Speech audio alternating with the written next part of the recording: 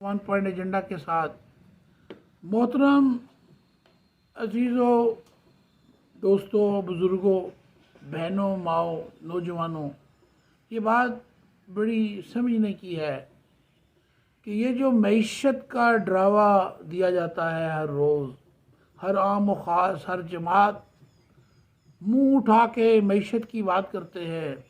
हमारे ये तजिया निगार टीवी वाले, ये इन्होंने एक पैनल बनाया होता है लोगों को डराने के लिए, और ये सारा, मैं 38 साल से यहूदियों का जो मीडिया है न्यूयॉर्क का, उसके अंदर भी यही खेल खेलते हैं। वो पहले से एक प्लानिंग हुई होती चीज़ को, उसको डिस्कस करते हैं, ओपिनियन बनाते हैं, फिर वो इम्पोज कर देते हैं। जो चीज़ इन्होंने इम्पोज नाफज करनी होती है, उसके लिए राय आमा बना के अपने तौर पर ही उसको फाइनल कर लेते हैं।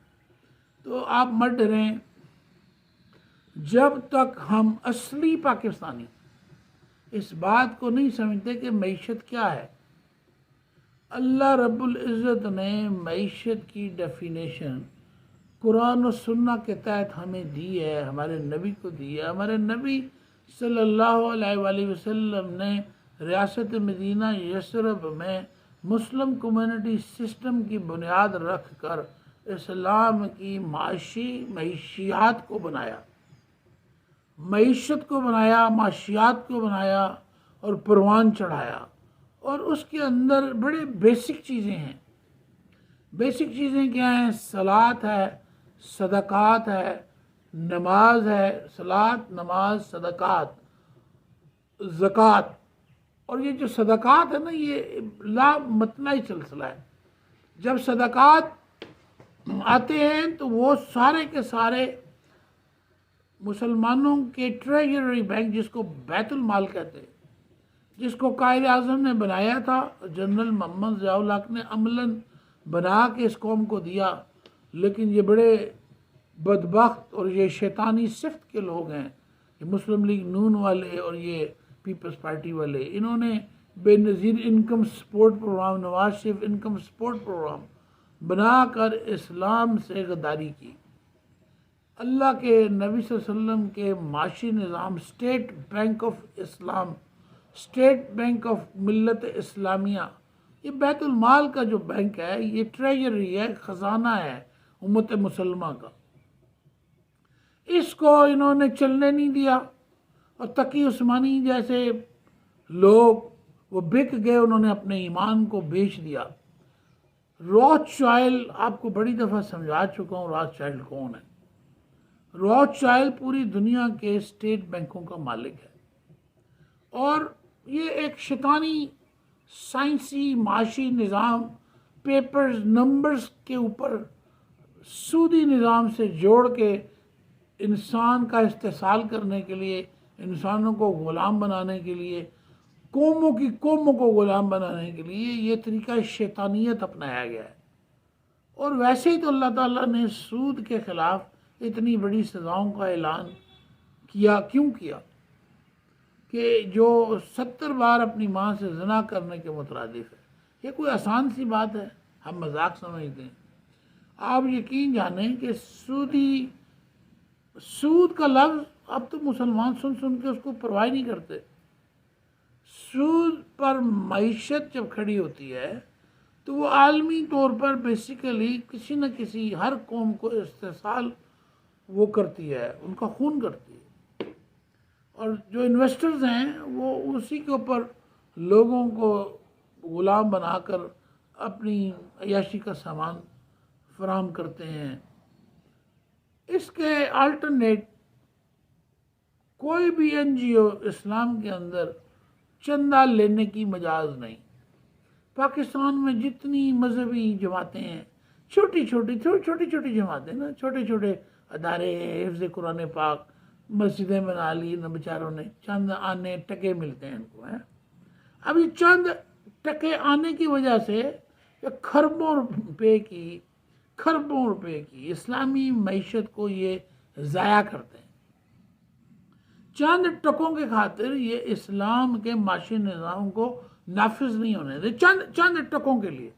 यानी एक मस्जिद को कितना चंदा मिलेगा साल का? बेचारे बड़ी मुश्किल से उनका गुजारा होता है। जो जो मस्जिद का मौज़िन है उसको तनख्वाह बेचारे को नहीं मिलती। ये चंद टकों की खातर ये इस्लाम के असल माशी निज़ाम को नाफिज नहीं होने देते।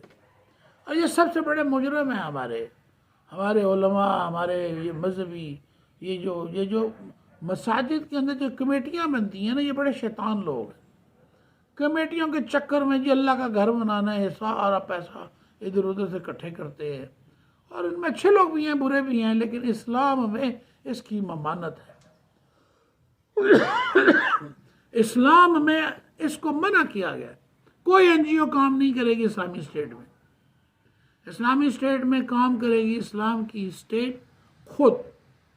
वो खुद कफालत का निज़ाम देगी, हर किस्म की सहूलत फराहम करना ये खलीफा का, कैबिनेट का, मजलिस शुरा का फ़र्ज़ है। अब होता ये है कि ये ड्रेन कर देते हैं हमारे पैसे को। पाकिस्तान में इतनी खराब जाती है, हर आदमी 2, 4, 5, 10, 100 वो हफ्तों में खर्चता है। बिलियंस ऑफ डॉलर ज़ाया हो जाते हैं और ये लोग खा पी जाते हैं।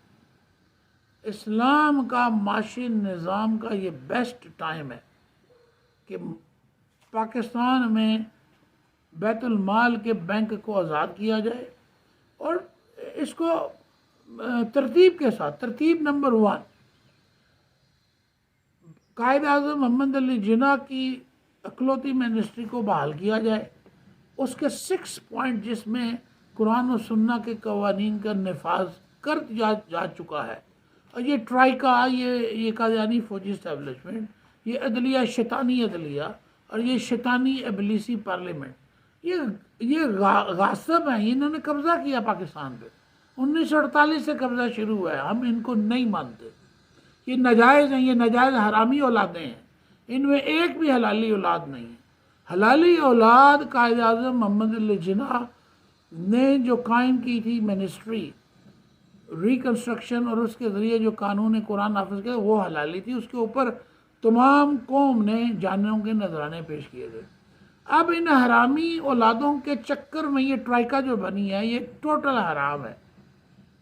और मेरी दरख्वास्त है तमाम पाकिस्तान के वकला जजों से, बार बार मैं करता हूँ कि इनको तायात, इनको एक मुकर्रा मैक्सिमम अमाउंट दे दी जाए, अनाउंस कर दिया जाए और आइंदा कोई वकील ना बने और कोई जज ना बने। काजी और जस्टिस की मद में इनसे खिदमात दी जाएं और आइंदा कोई वकालत का पेशा पाकिस्तान में ना हो। सबसे पहले इसका मसला हल किया जाए ताकि ये वकील कायद आज़म के नक्शे कदम पर चलते हुए पाकिस्तान को प्योर इस्लामिक स्टेट जो डिफ़ाइन हो चुकी है उसको बनाएं, उसको मुकर्रर करें। ये जो नया निज़ाम इलेक्शन है, इलेक्शन किसी सूरत में मत कराए जाए। ये इलेक्शन कराना ही हराम है। सबसे पहले कानून कुरान को नाफिज किया जाए। कानून कुरान को नाफिज करने के बाद इस्लाम के वो तमाम अदारे बनाए जाएं। अदारे बनाने के बाद मजलिस शूरा जब बनाने की बारी आए तो फिर इलेक्शन कमीशन तरतीब दिया जाए अकॉर्डिंग टू कुरान और सुन्ना।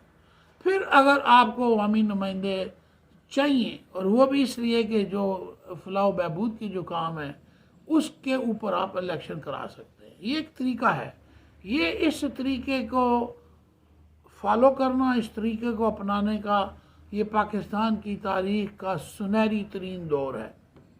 और खुदा का वास्ता है, मिलिट्री इंटेलिजेंस पाकिस्तान के इस सरबराह जनरल मलक अजहर साहब को, क्या नाम है इनका, आसिम साहब, जनरल मलक आसिम साहब का ये फ़र्ज़ है कि वो पाकिस्तान को असल पाकिस्तान जो था उसकी तरफ वापस लाएं।